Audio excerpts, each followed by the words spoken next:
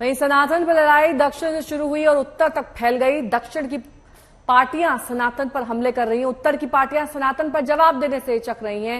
राम मंदिर के प्राण प्रतिष्ठा की भी तैयारियां जोरों पर हैं, तो राम मंदिर को लेकर एक बयान पर सियासत आसमान पर है। और ऐसा लग रहा है कि 2024 के लोकसभा चुनाव के लिए माहौल गर्म होने लगा है। एजेंडा फिक्स हो रहा है, रणनीतियां फाइनल हो रही हैं। तो आज एक और 11 में सबसे पहले आपको हम दिखाते हैं वो मुद्दे जो 2024 के चुनावी एजेंडे बनते दिख रहे हैं और जिन पर जोर आजमाइश भी जबरदस्त हो रही है।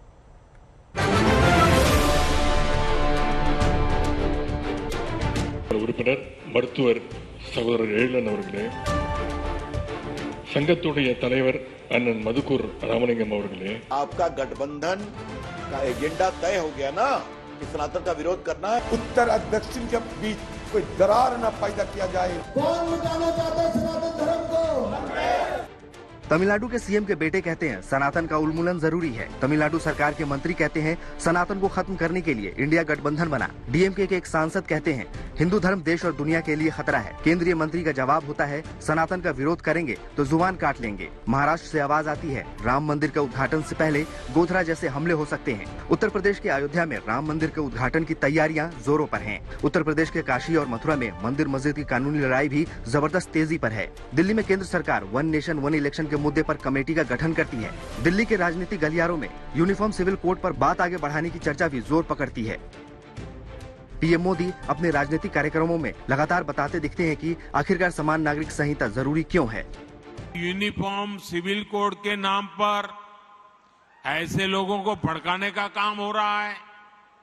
आप मुझे बताइए, एक घर में परिवार के एक सदस्य के लिए एक कानून हो, परिवार के दूसरे सदस्य के लिए दूसरा कानून हो, तो क्या वो घर चल पाएगा? क्या कभी भी चल पाएगा क्या? फिर ऐसी दोहरी व्यवस्था से देश कैसे चल पाएगा? हमें याद रखना है कि भारत के संविधान में भी नागरिकों के समान अधिकार की बात कही गई है। देश का राजनीतिक माहौल, बयानों की धार, मुद्दों पर प्रहार, क्या ये संकेत नहीं है कि 2024 की चुनावी तैयारियां शुरू हो गई हैं? बिसात बिछ चुकी है, दाव चाल मोहरों की जोर आजमाइश शुरू हो गई है। क्या वजह है कि इधर विपक्ष गठबंधन बनाता है, मिलकर लड़ने की तैयारी करता है और उधर सनातन जैसे संवेदनशील मुद्दों पर गठबंधन का एक पार्टनर हमलों की बौछार करने लगता है। उदयनिधि स्टालिन सनातन को जड़ से उखाड़ फेंकने वाला बयान देते हैं और इंडिया गठबंधन की जड़ जमने से पहले ही हिलती दिखने लगती है। அமைச்சர் அண்ணன் திரு சேகர்பாபு அவர்களே, கழகத்துடைய சென்னை மேற்கு மாவட்ட கழக செயலாளர் சகோதரர் சிற்றரசு அவர்களே, எனக்கு முன்பு உரையாற்றிய சட்டமன்ற உறுப்பினர் மருத்துவர் சகோதரர் எழிலன் அவர்களே, சங்கத்துடைய தலைவர் அண்ணன் மதுக்கூர் ராமலிங்கம் அவர்களே, திரைக்கலைஞர் சகோதரி ரோகிணி அவர்களே, பொதுச் செயலாளர் திரு ஆதவன் தீட்சண்யா அவர்களே। डीएम के सनातन पर टारगेट करे तो इसमें हैरानी करने वाली कोई बात नहीं। सनातन विरोध की राजनीति पर ही डीएम के फलती फूलती रही है। लेकिन तमिलनाडु सरकार के मंत्री इंडिया गठबंधन को भी लपेटे में लेते हैं।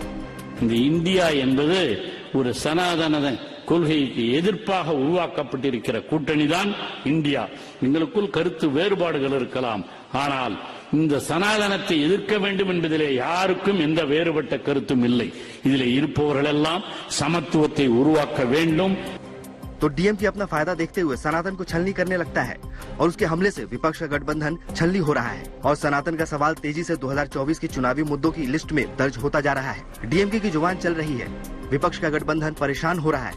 बीजेपी को इसमें 2024 का समाधान दिख रहा है। हिंदुस्तान में सनातन प्रेमी, हिंदू आस्था के सम्मान करने वाले आज बड़ी संख्या बुलंदी से खड़े हैं।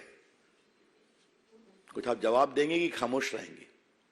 जितना आप खामोश रहेंगे उतना ही देश को स्पष्ट होगा कि सनातन का विरोध आपके गठबंधन के एजेंडा का एक कॉमन मिनिमम प्रोग्राम है, सीएमपी।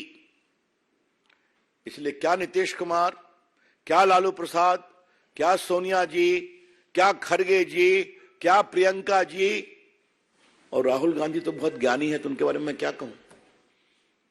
ये सब खामोश हैं, एक की हिम्मत नहीं है कि खुलकर बोले। बौखलाए जाते हैं बीजेपी पार्टी इंडिया गठबंधन के नाम सुनते हुए। इसलिए शुरू के दिन से कभी कहते कि इंडियन मुजाहिदीन, कभी कहते कि ईस्ट इंडिया कंपनी, कभी कहते कि घमंडिया की गठबंधन, अभी कहते कि सनातन की विरोध करने पैदा हुए हैं। इस मुद्दे को लेकर दिन रात प्रचार किए जा रहे हैं। लगता है मुझे कि बीजेपी पार्टी की किस हिस्सों में यह दरार पैदा करने की मंशा है।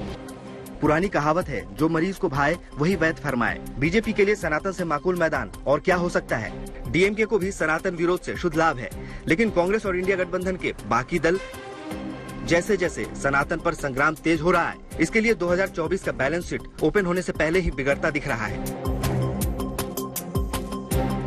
आज तक ब्यूरो।